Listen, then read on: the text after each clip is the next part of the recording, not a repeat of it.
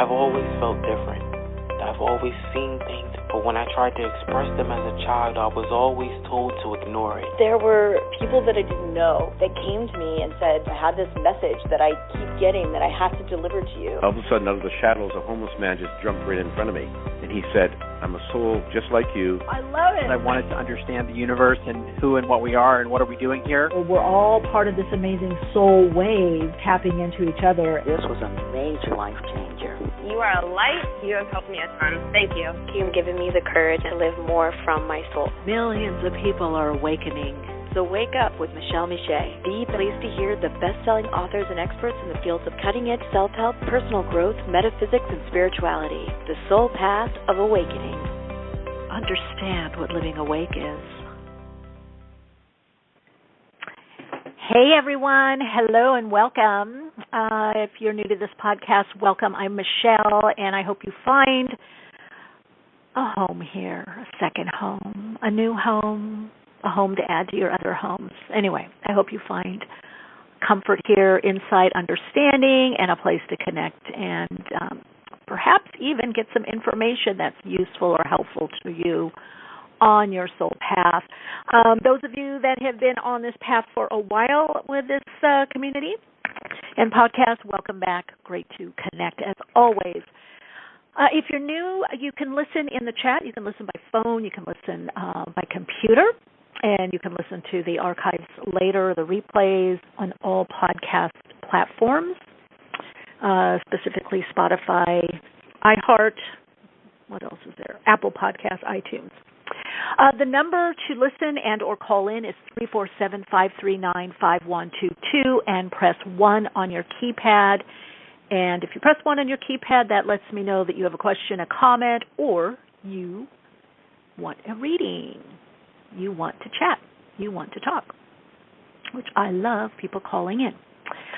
Also want to give a big hug and thank you to those of you that have so kindly left great support, comments on Apple Podcasts and Spotify, 5 stars, even for the effort. I do appreciate people going.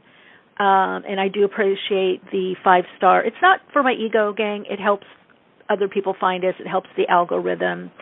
And, it is nice sometimes to get appreciation. Yeah, that's it. That's all. Also, I want to thank all of you that have subscribed to Soul Awakening on Patreon, that you have joined the Patreon community if you want to do a deeper dive into metaphysics, spiritualism, spirituality, esoteric studies, occult studies. That includes everything from, astrology, metaphysics, divination, channeling. I could go on, but you can take a look and see if it's something that resonates. And also want to let people know, thank you for those who have subscribed, and let people know about Soul Insights and Tarot on YouTube, as well as Awakenings with Michele Meiche on YouTube also. So that's another way that you can connect, and we have plans to connect with other people, other more communities, podcasts. So if that's something that you're interested in doing, please join us. Join. And if you have guest suggestions or topic suggestions, please email awakeningspodcast@gmail.com. So we have a great segment today. We have looks like a really good author. I really want to pick her brain, Ellen Evert Hopman, at the second half of the program, where we dive in, do our awakening dialogue. She's a master herbalist and homeopath, and been a Druid initiate since 1984, which I'm very curious about that, because I was involved in some Druid ritual and ceremonies when I lived in England. So, novice that I am, don't know much. I was very blessed to be able to be included in some. So, I'm a bit fanning out. All right, so we're going to talk to her and about her most recent book. And if you have questions for her, you can also call in when she gets on. So usually if you're new, at top of the program, I answer some questions that either I've gotten from the guides, channeling, and questions that people have emailed me. So that's something that people can do also. You can email me questions and or DM me. The best thing is email, awakeningspodcast@gmail.com, or you could put it in the comments on my Instagram, the profile, because I really don't check the DMs that much, or YouTube, Soul Insights and Tarot, or Awakenings with Michele Meiche podcast, because I do look at the comments. I feel it's very important to just at least read and acknowledge what people have to say. So I'm very big on that. So I will most likely see stuff. Again, 347-539-5122 is the number. So I want to just connect in with a couple of things I'm going to share, and then we're going to get to callers because I feel it's really important to touch on this with everything that's going on right now. And what I can tell you is we are in the root awakening, and it's just the beginning of that, in the soul alignment with what is illusion or not truth falls away. And even if you look at it on a surface level, this whole idea of non-binary, which you do need the binary for creation, but creation creates in multiplicity, right? That metaphysical axiom, out of the one comes the many, and from the many is the one. Contemplate that, and you will see. So as we align more to the soul individually and as a collective, wherever people are at vibrationally, it hits you differently. This whole idea, what helps the soul alignment is truth, transparency. And I don't mean left, right, green, blue, wrong, right, evil, good. We've been living in that binary, which is, let's just say it, a myopic view. We've been living in a limited view that there's a devil and then there's God. And so it's because if you don't embrace the two and integrate those two energies, and I don't mean devil by something bad, evil. I'm thinking it has that connotation from more doctrinized religions. But the devil, if you look through in metaphysics, Capricorn, when you understand that energy, the Capricorn, the goat, you understand manifestation on the earth plane. So let's just say there could be people or groups that don't want everybody to know really how the world works. That's why a lot of this information was kept secret, but a lot of it is coming out now into maybe not full mainstream world, but with enough people studying and doing deep dives and working with mentors and teachers or having their own awakening and just remembering information or knowledge. So remember, anytime we're stuck in the polarity, if we're stuck in one extreme, one pole of the polarity, we are at a lower vibrational consciousness and awareness. And usually it is only seeing through the ego personality, or some type of wounding, or some that creates some kind of conditioned response patterns. So you're going to see, especially between now and 2030, a lot of contrast, because different aspects of the pole are electrically being charged right now. And that's why years ago, I think 2010, my guides started guiding me, saying, look, try not to say good or bad, or negative or positive, because we need the negative pole. We need the negative charge, which is the opening, the void. It's the womb. It's the feminine. But we've been taught that the negative is bad, that only focus on the electrical or the masculine. So we need both the electrical and the magnetic aspect, because we're electrical and magnetic. So therefore we need the poles of what is positive and what is negative, or what is the womb, the vacuum, the void, the becoming. But the becoming isn't always not so certain. So I would suggest looking at contrast in your own life. Try to either understand it or just accept it and let it unfold, and come from a place of and both. That's where the higher vibrational frequency is. And we learn this even in manifesting. When you have something, let's say you want a different job, it's to say, okay, this job is helping me, and I want another job, or I want a different job, or I want a different, whatever it is that you want. Then you don't negate that energy and minimize it. You actually begin to connect into it and harness it to use. So the truth and the transparency, and I want you to know that truth there is always an ultimate truth. I know a lot of people say that it's not. There is relative truth, and there is also a truth that you feel in your body, that what is most life enhancing. So that could be truth in any situation, right? So that's something that's going to be highlighted, and also to look at transparency. And I had to look that up because in my session today with the guides, they said there is an illusion of belonging because a lot of people don't feel they belong, whether on this planet or they don't have a sense of purpose. Deeper purpose. I mean purpose beyond a group, beyond a cause, just an innate purpose for being here.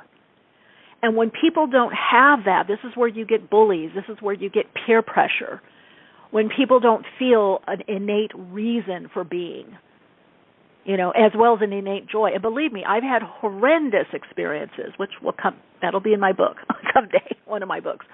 Or have had depression, but somehow I always had a sense of joy, even when I was depressed, because I had a connection to Source, to God, to all that is, no matter what my circumstances. And that doesn't mean that I didn't get upset or mad or angry or feel, apathetic or depressed. All of that human experience. But it was the connection. And some of you may feel that connection through your art, through your music, through gardening, through cooking, through what you do. It's that connection that you feel when no one is around, where you feel something is around you, a presence. You feel that presence within you. And that doesn't come from rhetoric. That doesn't come from fanaticism. That doesn't come from religion. Religion can't give that to you. It can foster it. It can support that. But it's something within you. And it is the soul, to be honest. It is not feeling alone because you have that soul connection. You have an interconnectedness to everything and everyone. And do we fall in and out of that sometimes? Yes, definitely. It has to be fostered. So the transparency means having the property or transmitting light without appreciable scattering so that bodies lying beyond can be seen or clearly, or whatever it is can be seen clearly. Sheer enough to be seen. Frank, honest, without pretense, easily detected, readily understood, visibility, accessibility, but with truth and transparency comes accountability. I remember in one of my mentoring programs with one of my metaphysical teachers, and we were studying very complex information. And he said, if you can't explain it in a sentence, you don't know it. So even though there can be complexities, and we're complex individuals, we're complex beings, we're not complicated. There are basic principles, but what happens is it gets covered up with conditioned response patterns, intellectualizing, scapegoat. There's all kinds of defense mechanisms. There's all kinds of sleight of hand so that we don't get to the simple truth. And once we get to the simple truth, we can have accountability and responsibility, and then we can open up dialogues. There's a lot going on in the earth right now that it's more than a podcast. It's more than a few sound bites. And people have asked me, and I've talked about accountability, and then I've actually heard on other podcasts, let's say academics talking about, and healing, talking from a healing place. When we're accountable, and I think this is why, I always call it AAA, but AA works. I mean, I know a lot of people don't like AA, but a lot of people do, and a lot of people don't like the meetings, but they say, hey, those 12 steps really work. Because when I got to, I had to hand it over. I mean, that's a very spiritual practice, hand it over to the higher self. I think they hand it over to their higher power, it's called. but handing it over out beyond the ego, the source, the God, to the all that is. And sometimes that takes a while to get out of that, extreme polarity ping pong. But that whole step of having to take accountability to say, look, this is what I did, or this is what happened, or this is what this government did, this is what this nation did, this is what this society did, this is what colonization did, right? This is what the invader dominator culture.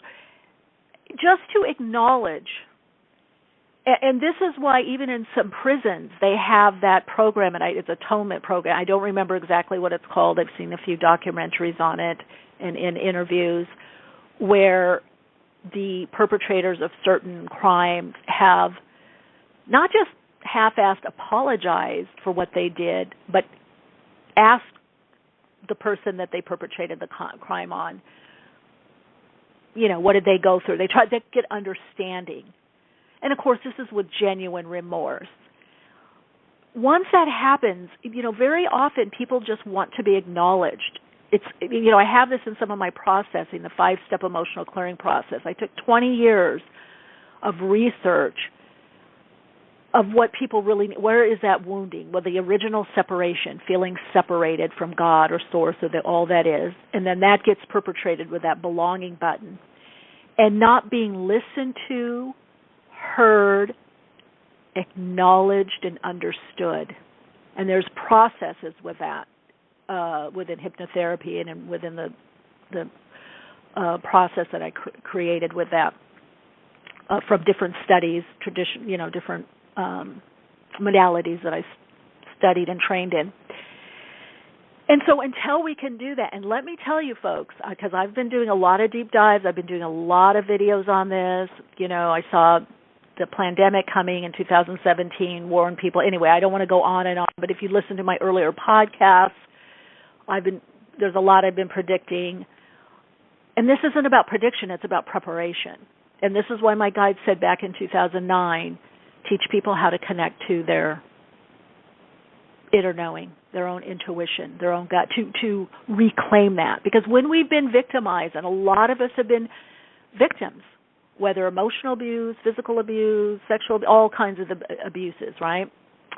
Societal, marginalized, those things dent our feeling, our intuition.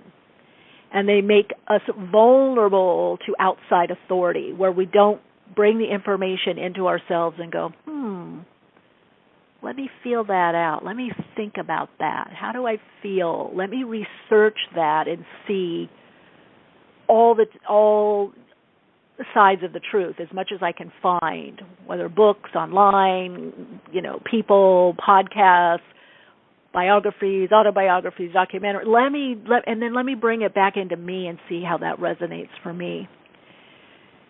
It's very powerful when we can live more that way. Yes, it takes a bit more time. It's not a quick fix. You might be on the out sometimes from friends or family members or society as a whole. But it does feel good to know your own truth and know at the end of the day that you did what was really truthful. And I don't mean fanatic truth. I don't mean truth that is created by an outside source or a group. Not even me. My podcast, I tell the people that study with me or train with me or do workshops or that are in Patreon, take what I say, but bring it into yourself. If it resonates, it resonates. If it doesn't, it doesn't. Or some parts do, some parts don't. Yes, that takes more time and that takes more responsibility. So there's going to be a lot of uncovering of what's really been going on, and most people are going to be faced, especially if you're in that process of deeper healing and the soul alignment, where it's not about choosing sides, because both sides, there's always something right or right within them, or some kind of motivation, usually by emotions or feelings. It may not be rational. But to see what's the bigger orchestration, what is being orchestrated behind the scenes, and for what reason.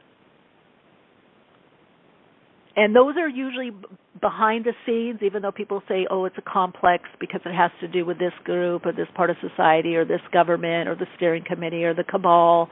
It has to do with the media. It has to do with oil. Yeah, all those things, but power, control, money. And people that don't feel empowered within themselves, again, connected to source. When you feel that connection to source, when you feel that you are creative, artistic, when you feel the universe within you, you don't feel the need to invade and conquer or pit people against each other. Those are all, I don't care how many billions of dollars somebody has or how big of a corporation or a government, if they are acting like that, they are coming from the wounded aspect of their personality, their ego. They're coming from a conditioned response pattern. They are stuck in a developmental stage, probably somewhere between 2 and 5. And that's the psychological truth of it. But that's what we have right now. That's what we have kind of running the show. But we don't have to feed into it. And this is why so much shadow work, this is why things are really coming together for people to see what is the truth beyond A and B, 1 and 2, right? What is the truth beyond the extremes of the polarity, one end of the polarity or the other? What is the greater truth? And so to get to that visibility and accessibility, you do have to rest in the center of awareness and somehow see that bigger picture. That is one of the things also that these eclipses are bringing in. We have the annular solar eclipse on the 14th, Aries, Libra, or Libra, Aries, I should say Libra, Aries, conjunct the South Node. October 28th, the last lunar eclipse, Taurus, Scorpio. You're going to see more revealed. Eclipses, as an energetic principle of us, they're not doing anything to us. It's just an aspect of what's happening and, in a sense, augments or supports. People focus a lot on what it takes away, but it also takes away blinders in any area of your life and in life in general. And I can just say, without diving too deep into it, and those of you that are into astrology, if you want me to go into it more, I will. I talk about this again a lot on my Patreon, in my Patreon community. It's the general of how we live. How we live, the patterning is changing. And so therefore it is important to go back in time, even into ancient time, because the patterning that we've had on this planet has been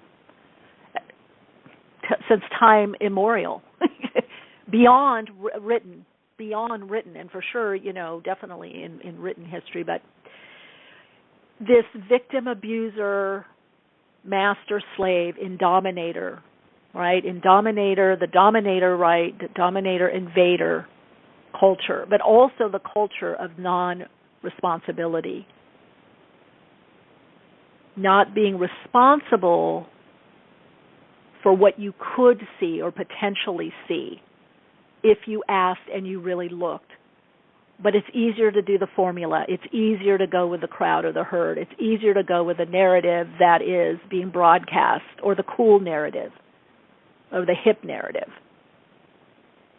So it's an interesting time. Now, when I say all this, what it's also doing to get out of this constricted view, it's trying to widen our viewpoint, to have a wider view, which means more expansive view, which means a more aware view, a higher consciousness, or more conscious view, more consciousness.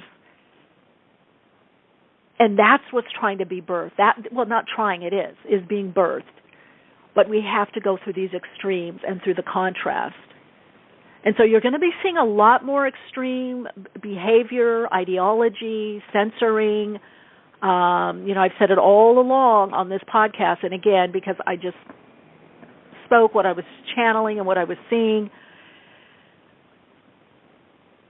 You're going to have to find your way by your own inner compass and understand your psychological you. so that you understand your own psychological needs, your own emotional wounding, so you know when you're reacting from that place, or are you aligning to the higher self, connecting to the soul for the higher vibrational frequency. So it's an interesting time because on the other side of this, we're going to be soul beings. There's a whole different type of game that will be happening on this earth plane that really honors the individuality and the uniqueness of the soul and of what we're doing here. What we're doing here, expressing ourselves as a soul being, as God in this form, as the all that is in this form. The vibrational frequency and the complex or aggregate energy, frequency that is within us. So we're both in the time period of the breaking down, that Kali Yuga, the breaking down and the building up. And I said it's like having two cars in a garage and you're trying to put, or one car in a garage and you're trying to pull that car out and drive another car in at the same time. If it doesn't happen with care, both cars are either going to get scraped or they're going to get stuck. And that's kind of where we're moving right now. The cars are getting stuck. And one wants to go in and one wants to go out, and they want to do it at the exact same time without taking into account the other vehicle, that mode of living. So I hope that gives some insight to those that emailed me about my take on what's going on. I can answer more direct questions, but I feel like just kind of sharing what I'm receiving, kind of having a food for thought, and I want to hear what you're thinking, what you're feeling, what you're going through. And what are you doing? How are you navigating? Let's see in the chat. Oh, yeah, Bob. I am totally responsible for this life that I do create. Wow, Bob. My healing was not complete until I could forgive my abusers. Yeah. Yeah. Even that occurs in this life that I do create holds a lesson for me. Yeah, well, we're always learning, or the potential is there. But you're going to find in the new paradigm, with the new emerging consciousness, our main focus will not be about learning. That's kind of been a misnomer. That's a byproduct of what we're doing here. But what about expressing joy, the joy for life? Whatever your circumstances, is finding that joy in perhaps the small things. And that happens more easily when you have a recognition or understanding of who you are spiritually and who you are as a soul being and a unique being and how you fit in. It's kind of simple, because when we make it about outer reasons, outer missions, then that's where things can get a little mucky and we can be kind of led astray, right? But when I understand me as an individual is needed and necessary, is an important, even if I don't understand totally why, but the jigsaw puzzle that I am, the soul design, the soul matrix that I am, the vibrational frequency that I hum at, is making the world go round. Also, all of us. Yeah, the age of integrity is overcoming the age of power. Woof, Bob, yeah. All right, let's get to callers. I love you guys so much. I'm so honored and just proud to be here with you and humbled at the same time. And I just, I'm glad that I have this time with you every Wednesday, or almost every Wednesday. Call in number 347-539-5122. Press 1 on the keypad. Hi, you're on air. Hi. Hi. Yeah, hi, you're on air. Who am I talking to? Yeah. I can hear. This is Ashil. I had the speakerphone. I was trying to take it off. I'm sorry about that. Oh, Ashil. But, did you say Ashil? Ashil, yes. Ashil. Hi, Ashil. Welcome. Thank you. I have a question for you. I have this crush on someone that I spoke to just twice. And the first time everything went well, we spoke, everything went well. And that was last week. and there's a little situation that happened, so we didn't really speak after that. And Monday, I decided to be the bigger person and apologize and explain myself what happened. So, and I was told, oh, don't worry about it, it's okay, So my question to you is, how does that person feel? Because as of Monday, I realized there's a strong attraction, at least for me. So. Okay, say what happened now? Because I feel like they just want to be friends, right? Oh, I don't know. Yeah, we just met. Oh, what happened? Well, what happened is after the first time we spoke, and then 2 days later we went into each other. To each other, I was trying to say hello, but I was pretty much kind of ignored a little bit. What I did is I left it alone, and then again 2 days later, the same thing happened. It was the person approached me, and I did the same thing to them. I ignored them. So that's why a week later I decided, okay, let's just talk about it and, just put an end to the nonsense and move on. Yeah, but they've kind of, let's see, I feel like I'm not sure they're vibing with a different type of relationship. I feel like it's either just friends or something lighter. Does that make sense? Let's see, let's look at the best approach. I'm not sure. I mean, the first time we were getting so long, so I don't know if the fact that we both ignore each other is going to mess up the whole thing or whatever, even if it's a friendship or just like, whatever it is.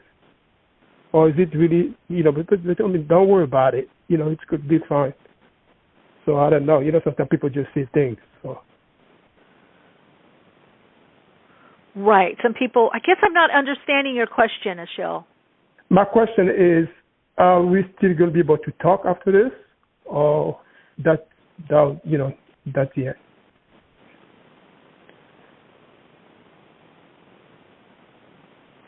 It doesn't feel strong. It does show communication. Do you have their number? No, yeah, we just met, and this situation happened to ignore. That's why we're like, okay, I don't know if I should just leave it alone or just give it more time. Yeah, and what did you do? I guess I'm not understanding what you did. We both ignore each other. We both. When somebody comes on. Oh, you both did. I thought it was. Yeah. Okay. I thought it was did them, it first, and then you said.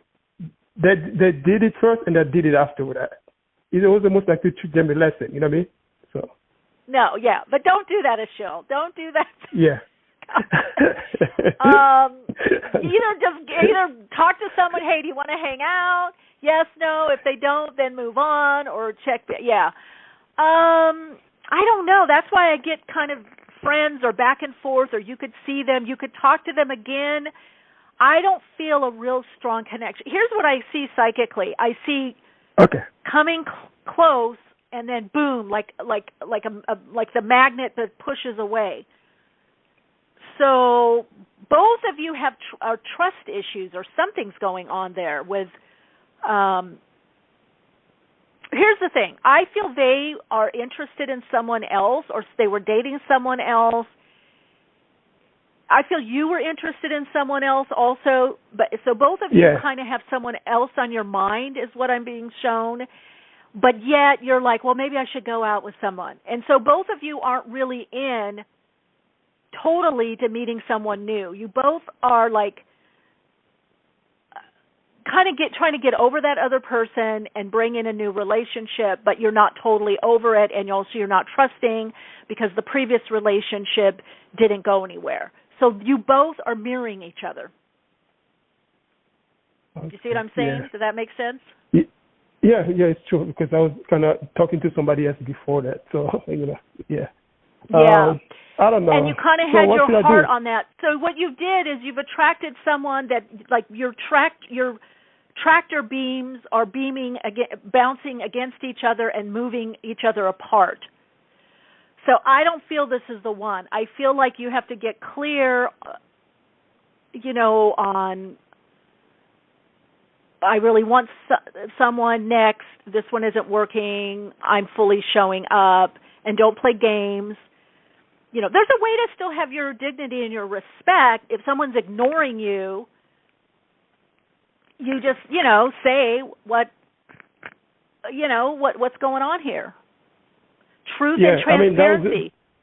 that was a lesson learned. I should have been, even though it was done to me, I should have said the next time I was approached, I should have said, hey, are you okay? Because last time I tried to say hello to you, you seemed to be, a little preoccupied. Don't even, no, don't get really? into the story. Okay.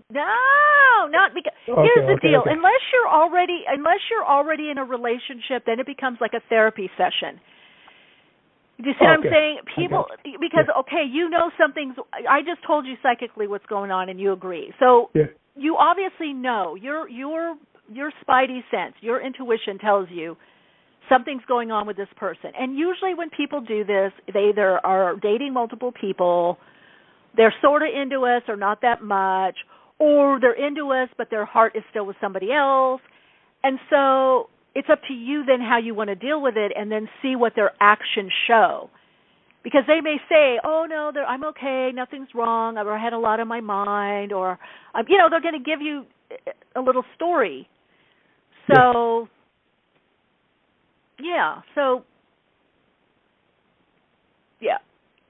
So I feel once you get clearer on where you're at and this kind of past relationship kind of gets out of the, more out of the way, then it's going to be easier for you to attract someone. And I feel that it's somebody that starts more as a friend and develops more slowly. Okay. Or you might date and then nothing and then back around and then, there's a pacing to it. But still I should be open to this in terms of even just a friendship or an acquaintance part of it, or should just shut the door completely? What does your gut tell you? What does your heart tell you? My gut is telling me just be patient regardless. You can always have a friend or whatever, you know what I mean? Or an acquaintance. That's what, instead of just shutting the door, it doesn't make sense. Yeah. That's what my gut is telling me. Yeah, I would say if you go, okay, I just want someone to date or hang out with, see where it goes, or go to the whatever you're going to do, then fine. It's always about us. It goes back to our expectation of what's going on. Okay. Do you see what I'm saying? So I think if you get clear on that, I mean, definitely in my past, I dated guys that I knew wasn't going to go anywhere or wasn't going to get married. I was just like, okay, this is fun. This is nice. I enjoy the company. I enjoy being out and about, whatever it is. So it always has to do with us. Where are we at and what do we want? Yeah. And if we don't want that, or we think that person by their behavior is going to be a bit flaky, then that's another decision. But I think this is going to be... go ahead. No, go ahead. Well, no, I can't tell you that. I could tell you what to do, like psychically, but that's going to kind of cheat you. What I can tell you is what's going on. I can tell you what's going on in the situation, and you already confirmed that this is exactly what's happening. And now you can decide by your intuition, by your gut, by your spidey sense, by your heart, what is right action for you to do. But did that person get offended when I did the same thing to them? Yes, like you're questioning, but both of you are not ready. You both have stuff going on, past relationship and not wanting to get hurt and also not in it. Because I can tell you, if that person that you were previously dating came back and said, yeah, I want to date you, you would drop this person like a hot potato. Right? People pick up on that, and you're picking up on that with her. Yeah, but the thing is also that, she saw us talking a few times before, so maybe she already knew, okay, you have somebody in your life. I don't know. So whatever. Sometimes we get people that mirror where we're at. Sometimes we get people, and so it brings an understanding like, that they're at a similar place. Sometimes people can acknowledge that and talk about that, and then that starts a more transparent and truthful relationship. But people have to be honest where they're at. Yeah. All right, Michele, good luck. Talk to you later. Thank you so much. Bye-bye. You're welcome. Bye-bye. Hi, you're on air. Hello. Hi, Michele. How are you? I'm feeling good. Who is it? This is Marlena. Hi, Marlena. Hello. Hi, I'm calling. I was wondering if you pick up anything or you can pick up anything. Me and my husband have been exploring investments and just trying to build together, and we keep going back and forth between which route of investment we really are leaning towards. So I was just wondering if you see anything just about us building and future investments together. Yeah, I do. I think you're going to do it. Yeah, you're going to pull the trigger and do it, do the investment. Is that what you want to? Yeah, I'm. We go back and forth between if it's real estate investing or if it's just stocks and bonds and compounding and everything. Yeah, that kind of thing is not really that's more of a private session kind of thing for me to tune in on. I wouldn't want to just do it in a quick, a quickie kind of question. Okay, and in terms of living arrangements, living location and everything, do you see us at any point in the future moving or relocating? Okay, that's a good one. Let me see.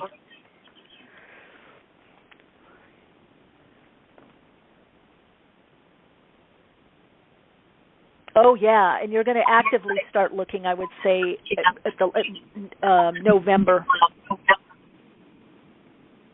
November. Okay. Yeah. Mhm. Yeah. Okay. Yeah, I do feel a move. I feel like a complete, without getting totally into detail, but I do feel like a complete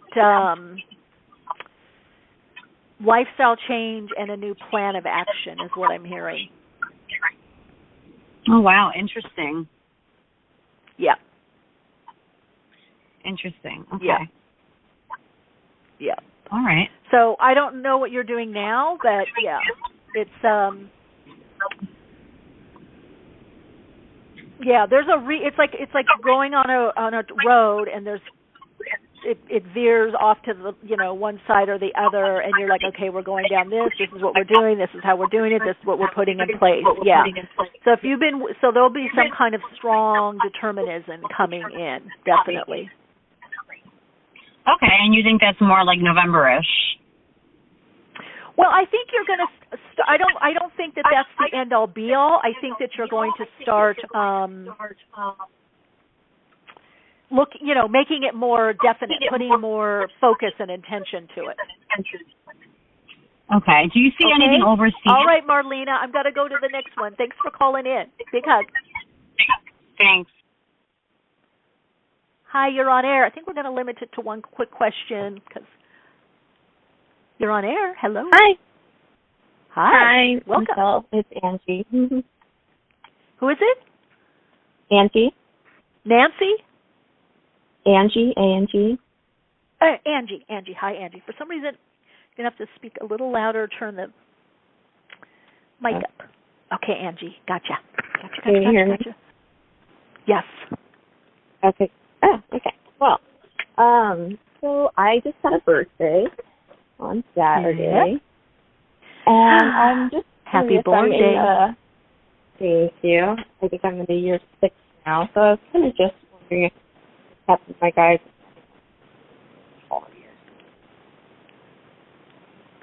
Angie? Yeah. Yeah, your phone is wiggling in and out. Oh, okay. Yeah. Can you hear me now? Yes. Okay. So, Did you hear my question? No, not at all. Your phone cut out. Oh, sorry. Okay. Well, I was just curious, since I'm going into a year 6, if you guys have any messages. Well, your phone keeps... Angie! Can you hear me? Angie. Now I can. Your phone keeps cutting out. Oh, I heard you're in a 6. I heard that. Yes. Can I have any, messages from guys regarding that year? Okay. And what type of... Okay, so there's... definitely some kind of change in work or career. Does that make sense? Mhm. Yeah.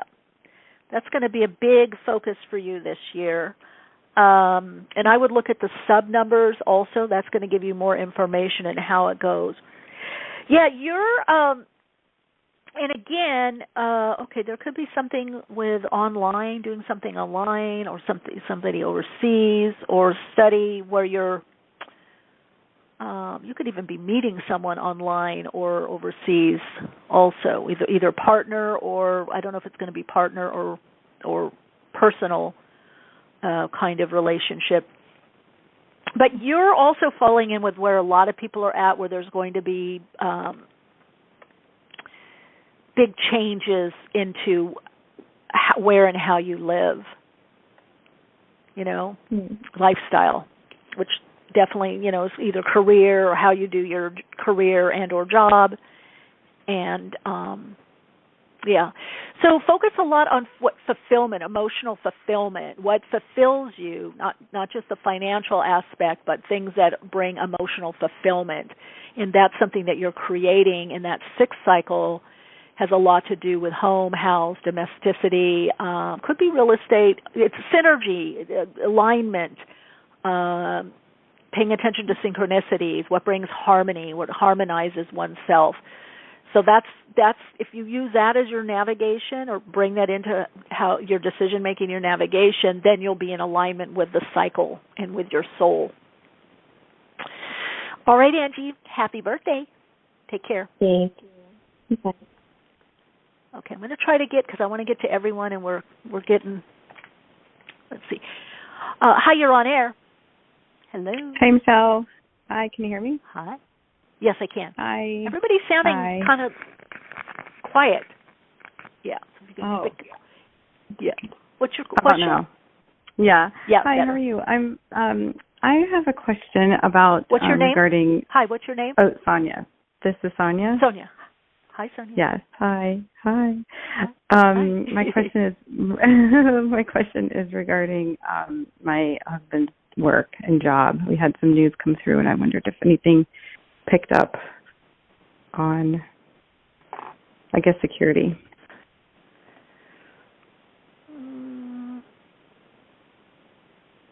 Is he changing positions or going in a different position?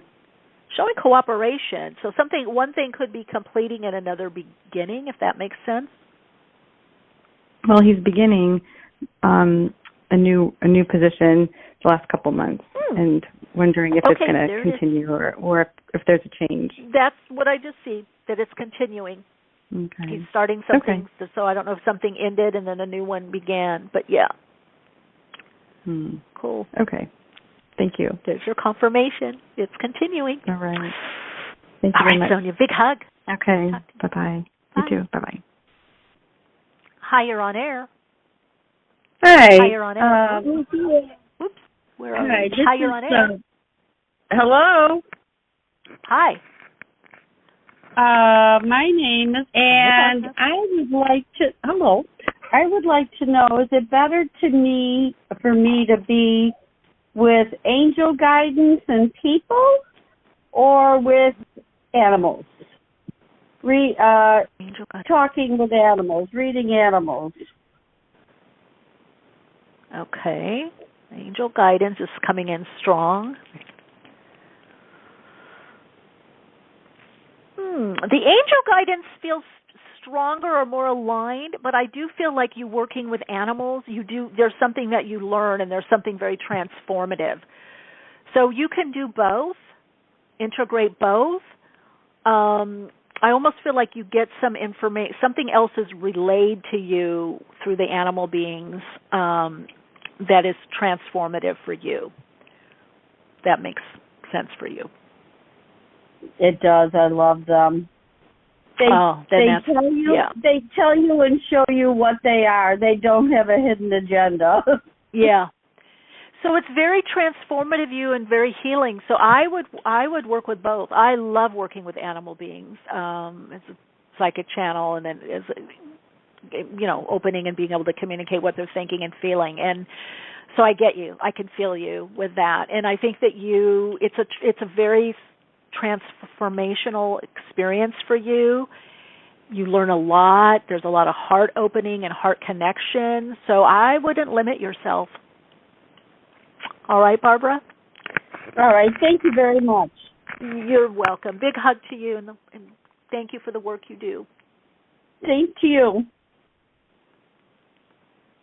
Hi, you're on air. Yay. Hi, ma'am. I love talking to you. My name's Tina, Colorado. Hi, Tina. Hello. I listen to you. I love your energy. It's so cheerful. I can feel it. Oh, thank you. Yeah, I feel good. I feel everyone's love. Feel the love. Yeah. Question, please. So I have a male friend, male close friend, and just like to know, like, when you seen I have some form of contact with him again. Thank you. Okay. Well, you definitely are going to connect again. I kind of feel like it could be very relaxed, or you could meet out and about. Or it's showing it's not like a formal. I don't feel formal dating or kind of something formal set up. You guys could talk spirituality, spirit. I'm not getting an exact time. I couldn't tell you it's tomorrow or whatever. It almost feels like by chance. Are they out of the? Because I hear I'm going to be in the area, so I don't know if are you two in different areas? Yes, no, we're two different areas, and he said something about coming to the state next to my state. I don't know if he's going to be coming to my area. Well, it might be then, because I hear him saying I'm going to be in the area, or I'm in this area, something about the area. So you could have a chance, kind of last minute, to connect with him, out and about, and but it doesn't show exactly when. Let's see. Yes, ma'am. Yeah. Wow. Yeah. Oh my gosh. Did you have it doesn't show in here. Okay, so the phone call. That's it, sweetie. I need to go on because I have a couple more, and I want to make sure I want to see our guests. But I'm here next week also. All right, Tina. Big hug. Take care. Thank you. You're so welcome. Bye. You sound really beautiful. Bob in the queue. Let me know your number because we're winding out. Hi, you're on air. Hi, Michelle. This is Nadia. Lydia? Hi. Nadia. Hi, Nadia. Yes. Hi. I am wondering if I put out an album this past spring and haven't been able to tour it and really haven't had that strong desire, but I have some, guilt about it or feelings of obligation that I should be doing that. I'm wondering if you see me doing that next year or if you see me doing it with a different project. Specifically wondering if you see me touring my music, I guess. Whether it's this album or something I feel different. It's next year. I feel you're still involved in a lot of prep right now. You could, at the close of the year, do some kind of concert or something group, kind of something small is what I'm hearing. But I feel that there's a bigger plan or project, or you're going to be part of a bigger project that's going to take more planning, and that feels like next year, Nadia. Okay? Okay, thank you. You're so welcome. Bye. Bye. Hey. Hi, you're on air. G'day, Michelle. How are you, darling? Good day, Bob. Hello, Bob. What's your question or sharing? My question is, I'm seeking a spiritual explanation for what feels like, for me, like chronic fatigue. Okay. Let's see. And is it something I should be worried about? Because I don't feel worried. I'm in love with sleep. Yeah. Well, a lot of people, a lot of light workers, a lot of people channeling a lot of energy, also doing a lot of other work on the earth plane. I do feel the energy around you, I feel, is the simplifying or going back to the simplifying and having to do less and letting the energy build back up again to renew. So you are in a renewal phase, a revitalization phase energetically. So my sense is what I'm seeing in the past, you put out a lot of energy into something. So you're renewing. I'm also hearing music, and I see a boat, time on the boat, and something with music. So it's and also allowing others to give to you. I feel like right around end of 26th of November, things you get it in a different groove, and things start feeling better. Well, that's great, Michele. Should I be concerned about some recent medical information I've been given? Okay, well, see, I can't get into all that online on air. I got to do that privately, honestly. Yeah, but if it is taking some kind of prescription, or and I mean that whether something with doctors, I feel if you do that plus the rejuvenation, the renewal of the body, things that tonify and build the body back up, that things will go well. Okay? Yeah, thanks. I hope that helps. You're welcome. Yeah. Big hug. Big hug. See you out on the water. Bye. Ciao, ciao. All right, time for our Awakening Dialogue. I'm very excited to bring Ellen Evert Hopman on, Master Herbalist and Homeopath. Hello, Ellen. Welcome. Oops, are you on air? Let's see. Switchboard has it. Weird. Ellen, are you there? Yes. Hi. Hello. Hello. You're on air. Can you hear? Hello. Oh my gosh. I said at the beginning of the podcast I'm fanning out when I read, oh my gosh, all your information. First, let's have everyone know, author of a lot of books, but most recent, Sacred Herbs of the Yule and Christmas, which lots of goodies there. But a member of the Great Council of Mages and Sages and Druids. Love it. Ellen. So I don't know where to start, where you want to start, but I have to ask some questions of that and perhaps bring more awareness to our listeners. I had way back when I was living in England, I was very, very, very, very lucky, fortunate, blessed to be a part of a secret ritual, a Druid ritual. I mean, very, very... So I can't even explain it or see it. I was around for part of it and then out like a light and transformed. Anyway, it was around the holidays, Capricorn time. So novice study, some experience, but just feel there's so much knowledge there, so much wisdom that we don't know about, or is it as broadly known about? So I definitely would love to know about how you came into being doing what you're doing. Well, I've had two life paths running simultaneously.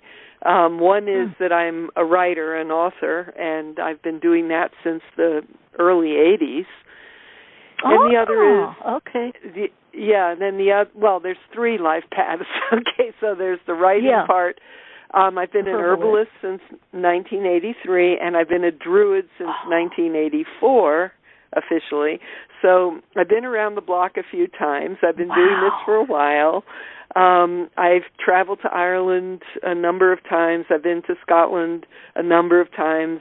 Spent a whole summer there. Been to England a number of times. I've met many of the main Druid leaders. In fact, I have a book out called A Legacy of Druids, Conversations with Druid Leaders in the USA, Canada, and Britain. So I those three pursuits all at the same time. Oh, I love it. But how did you well, first of all, writer, author, because you are prolific, in your writing. I was looking at the list of books. What did you start writing first, I would say? What were you drawn to first, and then how did you segue into what you're doing now? Well, what happened was I was actually working on my master's degree, believe it or not, in counseling at the University of Massachusetts, and I had been living further south. I lived in Philadelphia before that, and so I came up to New England, and the growing season was so short here, and I just couldn't believe it. In Philadelphia, we had roses until December, for example. Here, where I'm still in Massachusetts, but you can't plant anything until after Memorial Day because of frost, and then the growth period ends in the beginning, usually around the second week of September. So that's it. You have basically 3.5, 4 months, if you're lucky, to grow anything, and I just couldn't picture how people lived here. It just didn't make sense to me. So I was living in the woods, and I just looked out the window one day, and I said, I bet it has something to do with the trees. And I immediately went to a bookstore to try to find a book about how to eat trees. I had this idea. I bet people were eating the trees, that was my thought. So I went to various bookstores, couldn't find anything, went to the science library at the University of Massachusetts. They had nothing there. So, there were little essays, individual essays here and there about maybe one tree, but nothing comprehensive. So then I had a very illogical leap of thought, and I said, well, if the book doesn't exist, I guess I have to write it. And that's while I was in the middle of my graduate school. And it was, when I look back on it, it was completely nuts, but it made sense to me. So in my spare time, instead of going out and drinking or getting high or whatever it was students were doing, I was writing a book. And I wrote my first book, which is called Tree Medicine, Tree Magic. It's still in print. And I sent it out. I think I have that book, by the way. Well, it's been around. Yeah. But I didn't know that it's considered rude to send your book out to more than one publisher. So I just wanted to get published. So I sent the manuscript to 7 publishers and got accepted by 4. Wow. That is great.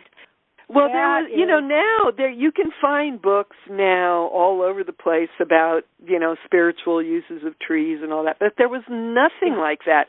The Tree Medicine, Tree Magic was literally the first one. And so I wrote about the medicinal properties. I wrote about the practical uses. I wrote about the spiritual uses, magical uses of all the different trees. And these are trees that grow in New England. They grow in Northern Europe because those are the areas that I've lived in. I wouldn't presume to write a book about, say, desert plants, or something like. I could only write about write what you know is what they say. So that was the first one, and that's how it all started. And then I've been doing it ever since. And apparently it works because everything I've ever written has gotten published. So, and I hear people say, "Oh, it's impossible to get published," but that has never been my experience. So, I can only think that it has to do with my karma, or it has to do with my astrology, something. Well, you're something aligned. Like that. That's why I always tell people when they're wondering, I'm like, figure out your soul. But and you kind of went with the soul navigator, your curiosity and joy. And I true listened. Curiosity and joy. Yeah, I listened. Yeah, because I've talked to other people, and when I was a teenager during the Vietnam War, I remember thinking to myself, what are you going to do if civilization collapses? That was my thought, right? Yeah. You don't know how to survive. And so in the back of my mind, I always had this worry that I don't know how to survive. And so as soon as I was, able, I started looking for teachers, for herb teachers. And I went to Scotland, to Findhorn, and I studied there. And you went to Findhorn. Oh, I love it. I lived there for a whole summer, yeah. But I always had, and I've asked other people, and I said, did you have that idea? And other people have said yes, but they didn't listen. They didn't follow up. That's the only difference between me and everybody else, is that when I get that inner voice, I listen. That's all I can say, Mm. Yeah, I always say everything is floating around in the universe, and then if it floats in front of us and we don't catch it, it'll float over, kind of like a balloon, and someone else will get that idea, or they're meant to bring it through. That's another thing too. Mhm. They're meant you don't to, know what, right? What your what their life path is.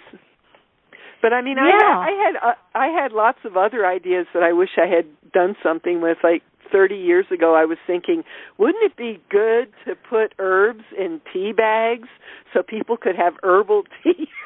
That was a thought that I had, because those things didn't exist, Wow. Oh yeah. And then another time I was thinking, well, how about making natural sodas that don't have chemicals and just have natural flavoring? I mean, these were things that I was coming up with, like, in the late 70s, and nobody was doing this. And I did sort of make an attempt to reach out, but nobody took me seriously because I was just a young woman and I wasn't a business person, and so those went nowhere. But the books took off, so. Sometimes I look at it, and what do you think of it? Sometimes we're ahead of the idea. The technology isn't there yet to do it, or a company kind of making that opening to make it happen. And I think now, with everything that's gone on, like the soil that's been tilled, and prepped in fertilizer, has made it now that there's so much more possible now, and there's the technology, the avenues, and I was having a discussion with a friend, and we were talking about some of their children, I don't know, they're between 8 and 14, and they're going on and on about how the great ideas and kids and this, and they have their own business, and then I'm like, well, yeah, because it's easy, and also there's avenues for it. TikTok, YouTube, and I go, we had lemonade stands. I mean, now, now the kids, I've seen lemonade stands in my neighborhood with little kids, and they've got the Venmo. They're not, don't give me your $1, $2, $3. They got the Venmo for $20. They've got the scanners. Oh, scan it. It goes into my, a corporation or my, .org, and I'm taking a percentage for running it and the school. And I'm like, I had great ideas at that age too, but I was like, who did you talk to? The bank wasn't going to give me a loan, and my parents were like, oh, that's great, Michele, you can, start now. And by the time you're 20. When I was in my 20s, women couldn't even get a bank account. You had to have your husband's signature or your father's signature. Oh my gosh! Oh yeah. Well, see? I mean, that was so insulting. I cried. I went to the bank with my husband because I wanted to open a bank account, and they talked to him, and they made sure that he signed all the documents, and I couldn't my God, Ellen. believe it. I couldn't believe it. So like a co-signer. Like a co-signer. Yeah, women were not allowed to have their own credit card or their own bank account. And that was in the early 70s. That is not that long ago. That is not that long ago. Wow. And I hate to say it, but the way some people are going these days, that could happen again. But don't get me started. Yeah, I know. Yeah, well, not just for women. Anybody that says something that somebody that doesn't like, Yeah. You could be deplatformed, defunded, and debanked. I guess they call it now. Like, oh, they're debanked. I'm like, oh God, I hope that doesn't become a vernacular in the dictionary now. Oh my God. How? Yeah. Oh well. Druid Med. I know. Well, guess what, Ellen? We're on for the ride. It's happening. It's I just told my neighbor this morning. We're talking. I go, the toothpaste cannot go back in the tube unless you split it open, put it in, and then have some adhesive. But it's still, So yeah, I think the thing that is the sacred mystery, which of course you live in that space also, and you write about it. I think that's going to be the way of coping, and making sense and understanding oneself and what's going on is spirituality. And I don't mean necessarily religion, because I feel breakdowns there. But even like health, your own care, which I know you would know as a herbologist and a homeopath, which I'm a big proponent of that. I use, I have my certain potions and herbs, and I know, when something's coming on, what's going on, take this, take that, self-care, which I love. I love doing that. But I think people are going to have to kind of know more about themselves, their true self. I don't know what your thoughts are on that. Well, if you pay too much attention to what's going on in the outer world, it will drive you mad. So you must pay attention to your inner self. As you said, that's the best thing that you can do. I mean, you do need to be aware of what's going on in the outer world enough so that you can vote in some good people, hopefully, and the country doesn't disappear. But but if you pay too much attention, if you obsess about it, it's going to make you crazy. So, because this is a very fraught time. We've been through a terrible time. We've been through a major pandemic that hasn't happened for 100 years. So everybody who made it through and is still alive, you need to pat yourself on the back and say, I'm a survivor, because you did. You survived. And that's a big deal. And you got through a really difficult thing. And now there's other craziness going on. And, you need to just be like a lotus floating on the surface of the water. Or like a swan. Yeah, and I think doing what you can, where you can, and know if you are making a difference in a small way. I'm big on little ripples, whatever the little ripples. Try to make the world a better place. Volunteer at the local food bank. I did that for years. Just find little things that you can do. I run rituals online. Nobody pays for any of it. If you're on Facebook, Tribe of the Oak Public Forum is a good place to start. Tribe of the Oak is my Druid group, and we offer, they're very soothing, very healing Druidic rituals 8 times a year online, because we have members all over the world, Ireland, all over Canada, the U.S., Mexico. We have people, just all England, Scotland, everywhere. So the only way that we can come together, is to be online, which is that's cyber druids. Yeah, I love it. I mean, well, and if you think about it, that amplifies the energy, whether Ethernet or Wi-Fi. Everybody, and you're getting people all over the world. That energy that's radiating out from what you're doing is reaching more. It's pretty amazing. Yeah, it's interesting. Our next one is November 5th, Sunday, November 5th. And again, if you go to Tribe of the Oak Public Forum on Facebook, you can join us. And we always have to figure out what time to do it.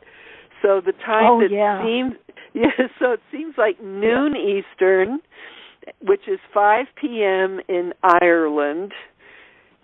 That seems like the best time, noon, which would be 9 a.m. on the West Coast. Yeah, so 9 a.m. on the West Coast, 10 Mountain, 11 Central, 12 Eastern, 5 p.m. Now you're on the Eastern Coast, right? So you're doing it Eastern Coast. Okay, Eastern Coast. I'm in Massachusetts, yeah. Okay, that's right. Okay. Now, how did you connect in with Druidism? Well, I was born in Austria, and my mother was an artist, and she was very interested in archaeology. And I was born in the 1950s, and there were a lot of digs going on at the time, and they were finding Celtic graves and Celtic jewelry and Celtic ironwork, and she was fascinated by all of that. So when I was little, she would talk about the Celts, and the thing I remember picking up from her, she was so respectful about the ancient Celts. You know, when she talked about the Celts, you could tell. I mean, it wasn't so much what she was saying, but it was the incredible respect that she had for them. And I promptly forgot about it, never thought about it, you know, until I was in my 30s. And I was living in Philadelphia. I heard Celtic music for the first time. And then I had a full-time herbal practice, and one of my clients came to me, and I was taking her case, and she said she had met a Druid, and that was the first time I'd ever heard that word spoken out loud. And as soon as I heard the word, I knew. I just knew. And so this was before the Internet, so I had to spend a couple of years looking for Druids, and then I finally found Druids. Yeah. And they're not easy. They're not. You have to really want to find them. Well, these days there's this thing called Google. you can Google Druids now, but back then you couldn't.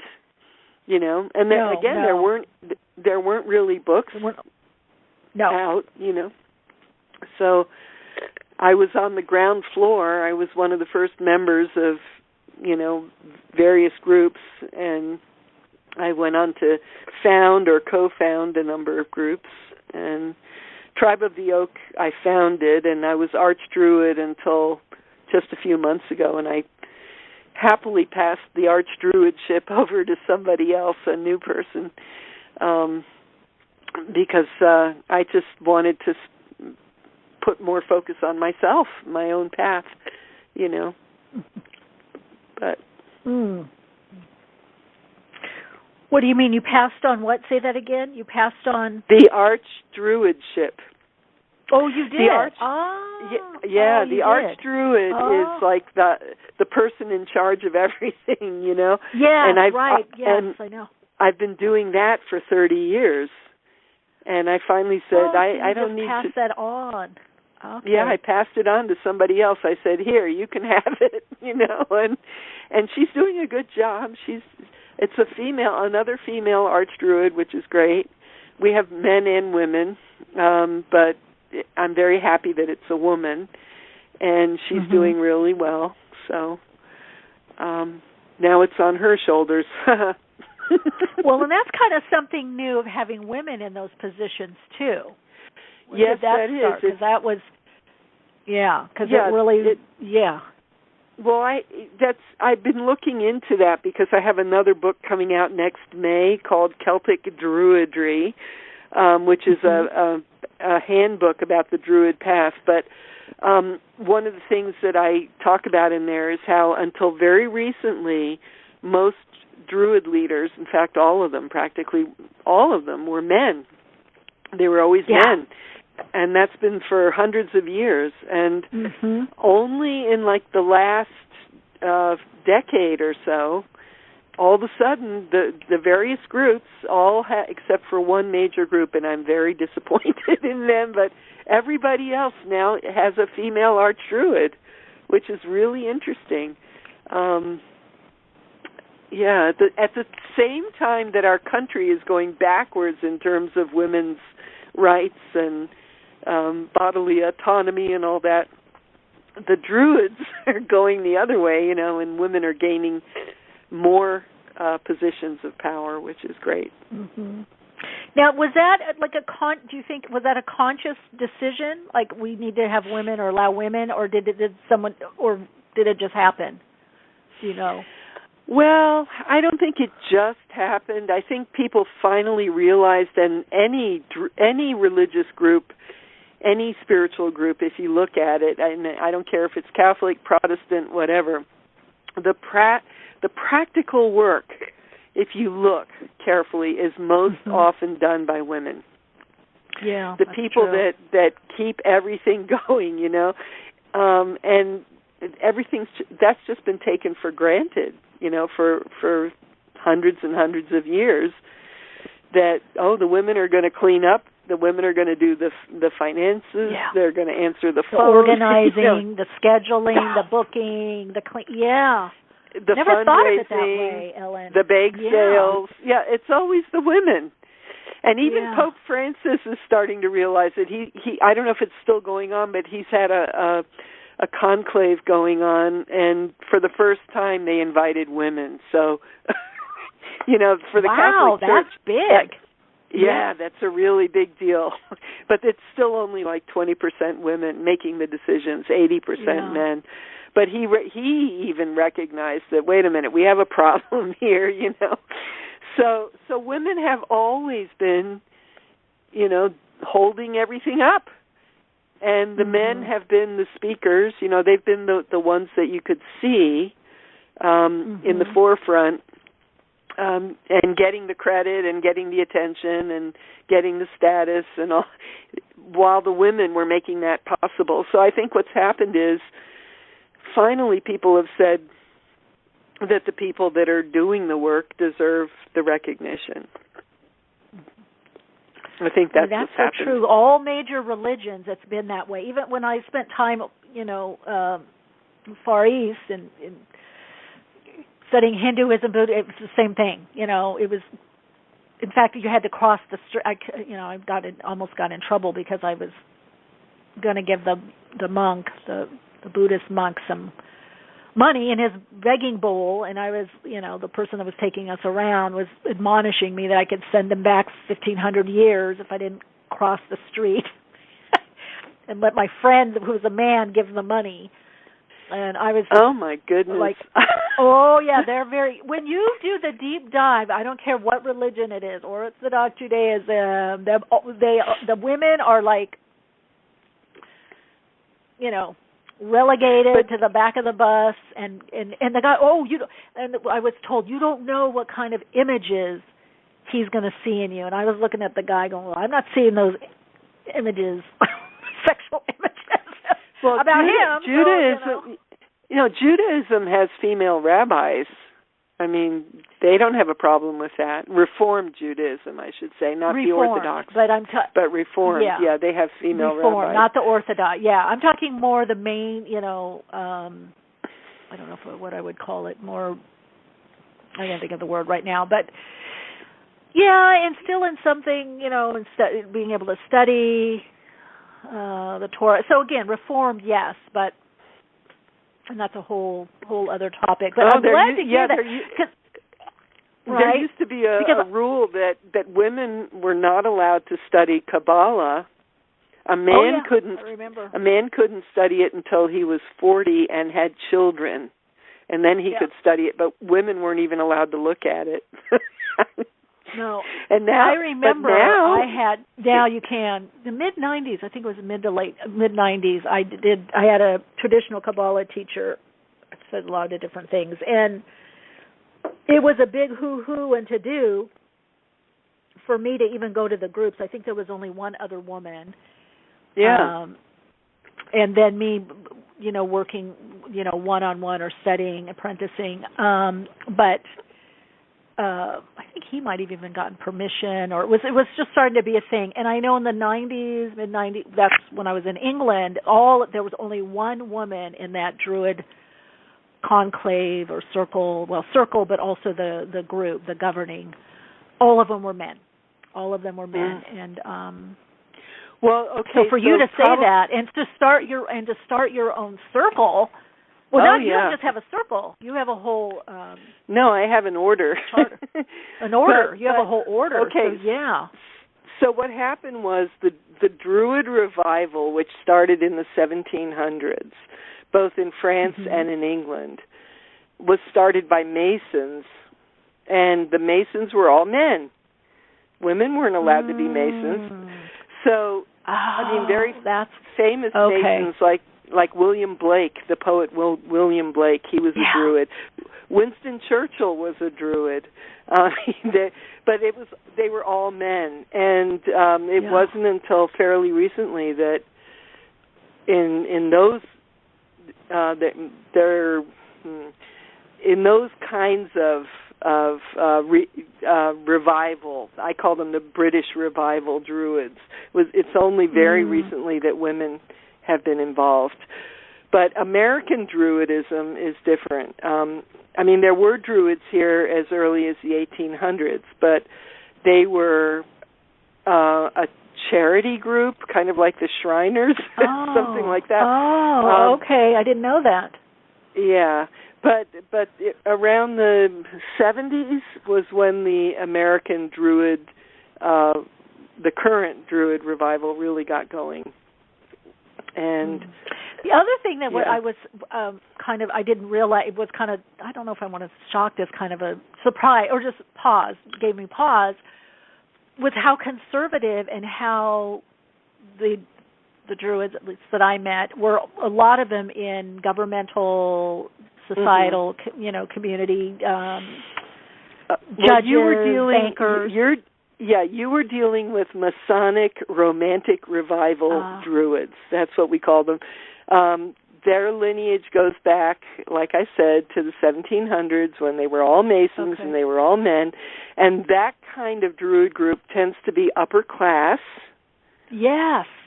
Yes. And very conservative. Formal, very conservative, very formal, very upper class. Nice white robes, which no traditional Druid in the Iron Age ever wore, because if you've ever tried wearing a white robe, walking through the woods, you'd be dirty in 2 seconds. No, we know that that's not the way the Druids dressed. There's only one ritual where they dressed in white, and that was the gathering of the mistletoe. And the mistletoe has white berries, and I'm fairly certain, although this wasn't written down, but I'm fairly certain they were wearing white just to honor the mistletoe because it was sacred. But you don't walk around in white robes. That's like the last thing you want to do. So they were the English, British, Romantic Revival Druids actually look like a bunch of Egyptians. They're dressed like Egyptian priests and priestesses. It's just a whole other thing. But now let me ask you, because when you study the lineage, it does seem that it came through Egypt, France, like Normandy when France wasn't France, and then came up through was it Britain or early, which later became Britain. Is that true? Has anybody been able to track the origination? Well, there are people who will tell you that it goes back to the Stone Age, which I don't believe. But no, you have to get into the Celtic. Druidism was part of the Celtic culture. Yeah, the Druids were the Brahmins. They were the priests.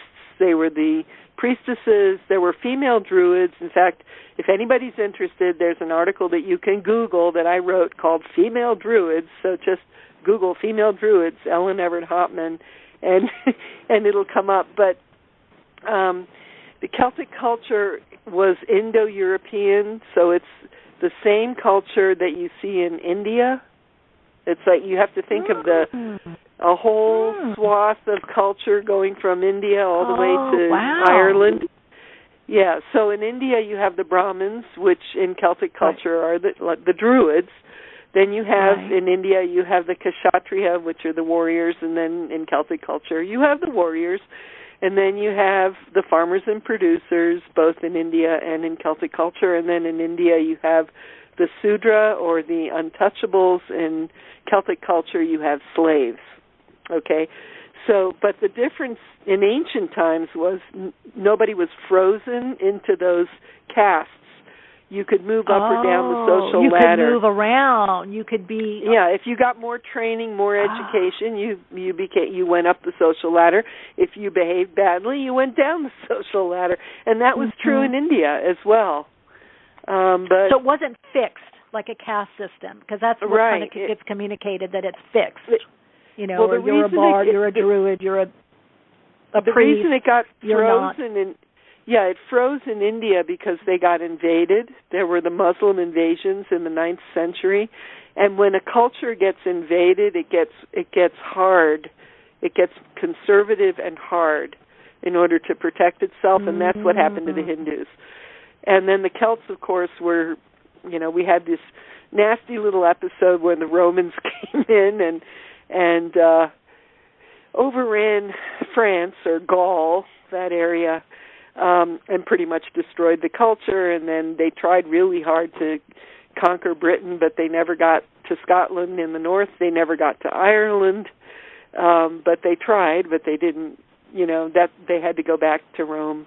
The culture petered out. Right. The Roman culture petered out. But anyway, the Druids, because the Romans never destroyed the Irish Druids or the Northern Scottish Druids, the traditions persisted, and most people are not aware of this. Most people think Druids are all English for some reason, but there's a lot of writings, and in my book that's coming out next May, Celtic Druidry, I'm going to talk about a lot of those writings. We still have the tribal laws. We still have the wisdom tales. We have wisdom poetry. We have a lot in the Irish tradition. You have to look at the Irish tradition. Yeah, because things were written down. I knew they were the Irish. Well, that's the Celt. Yeah, the Celt. Boy, we'll have to have you back for that for sure. But we should talk about the book that just came out, though. That's what was my question. So Ellen, that was just, I'm looking at it now and going, because you're such a wealth of not just knowledge, but interesting knowledge, Ellen, interesting knowledge. Perfect timing. I actually shared this with a friend of mine. The book, Sacred Herbs of Yule and Christmas. Let's touch upon that a little bit, because it's perfect timing for that. What are some of the sacred herbs, for one? I'm a bit curious about that. Well, there's obvious ones like pine. People think of pine. Things that Christmas trees. I write about the origin of the Christmas tree.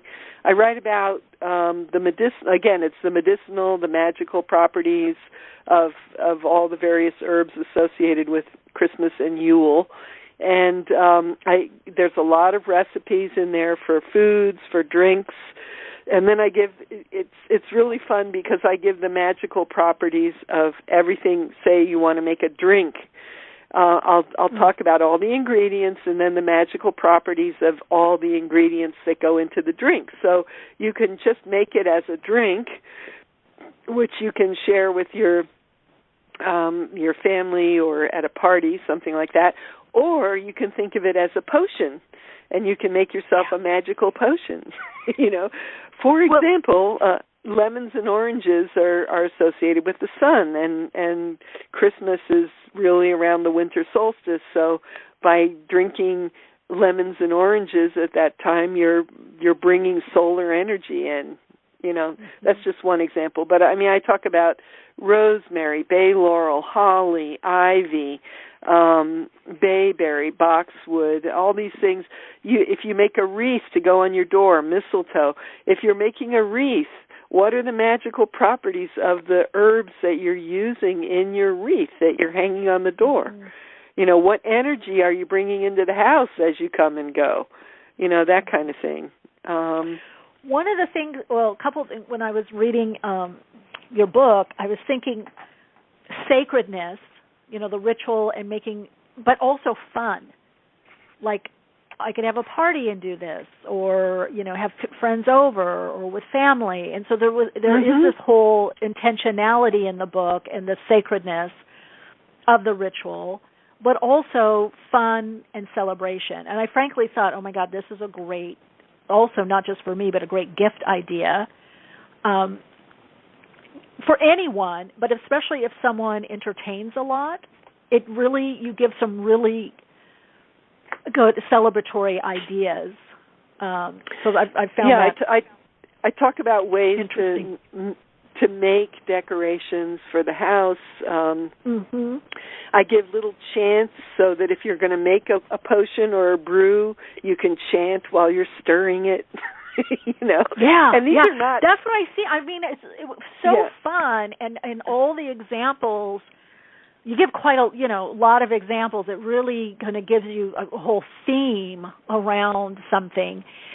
And I was thinking, people are starting to gather more again and being more with friends and family. And I think most importantly, even if people were gathering before, now there seems to be some kind of, a little bit of sentimentality, but also appreciation for each other, or wanting to celebrate, gathering or friendships, or creating something, or cooking. And I thought this really gives an added dimension to gathering. Yeah, there's so many recipes in the book, meals that you can cook, and I also have a section where I divide it by cultures. So if you have Polish ancestry, you can look up the Polish section, and I list what would be in a traditional Polish Christmas dinner and how it would be done. You wait until the first star appears in the sky, and recipes. If you're German, there's a whole German section. If you're Spanish, there's a Spanish section. There's South American section. I mean, Scandinavian, how to make your rice pudding or grain porridge, how to make an offering to the Nisse, the Christmas elves, culture by culture.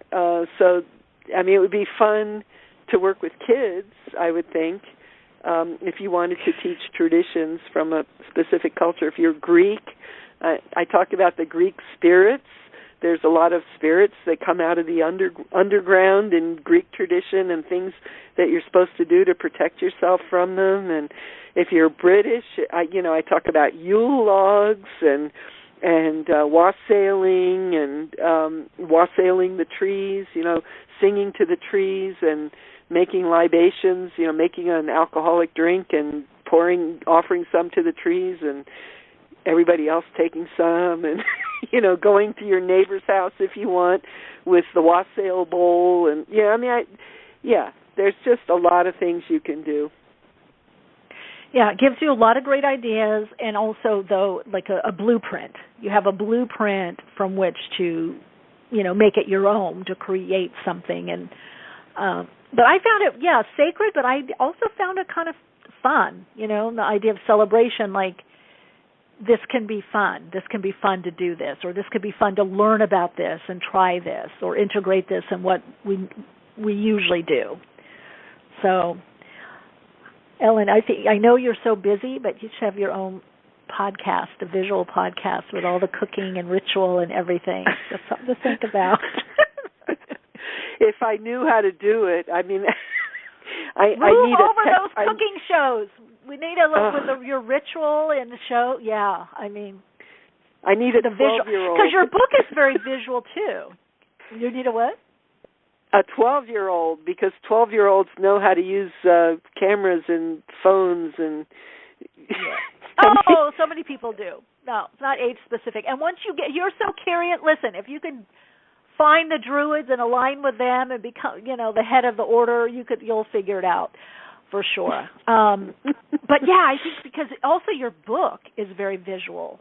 Really, as you're reading how you word things and describe things, it really pops off the page. So I also have full color illustrations of the plants and and Christmas spirits, elves and fairies and all that. So that's all in there.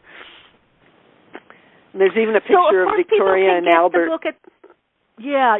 Of course, people can get your book at the usual places. Let everyone know what's the best way to reach you, connect with you if they want to know more about you and the book. Okay, well, if they want to see my books, because I think I have 16 in print right now. I always lose track.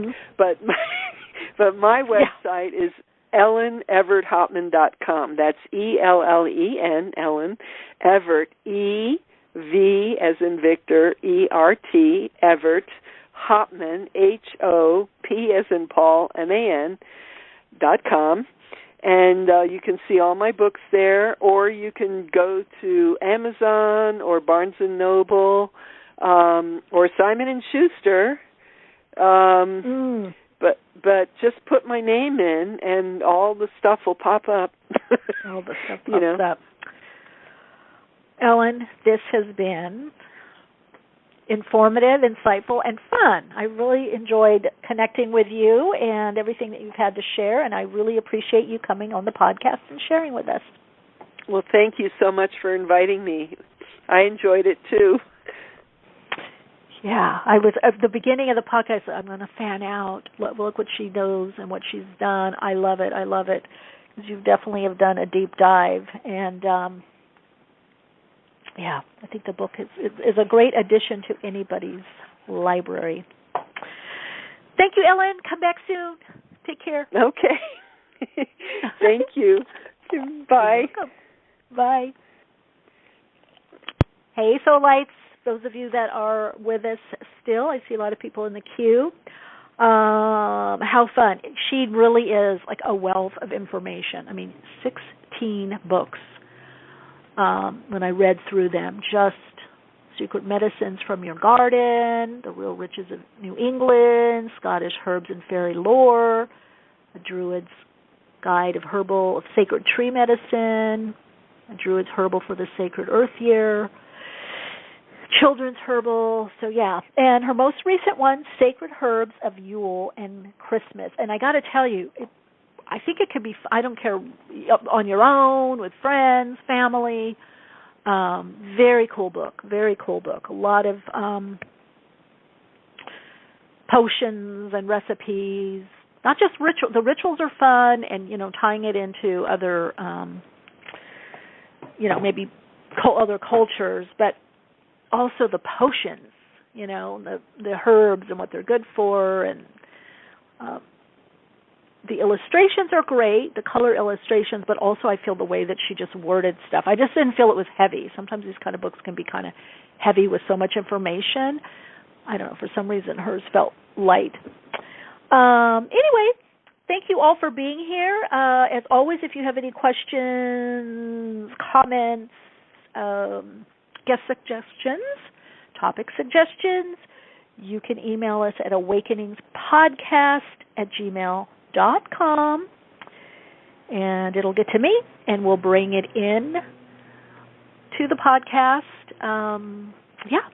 And also, thank you, those of you that have subscribed to Awakenings with Michele Meiche podcast on YouTube and Soul Insights and Tarot on YouTube. Thank you so much for taking the time. And those of you that have subscribed, if you have time and feel like it, leave a little hello that you know me from, the Awakenings podcast. Leave me a hello in the comments. All right, everyone, lots of love and light to you. Continue to shine your light, share your insights, and, of course, keep awake. Awakenings broadcasts every Wednesday, 12 p.m. Pacific Time. Archive shows available on iTunes. For continued awakened conversations and insights, join the Awakenings group on Facebook. And check out Michelle's blog at soulplayground.com. And keep awake.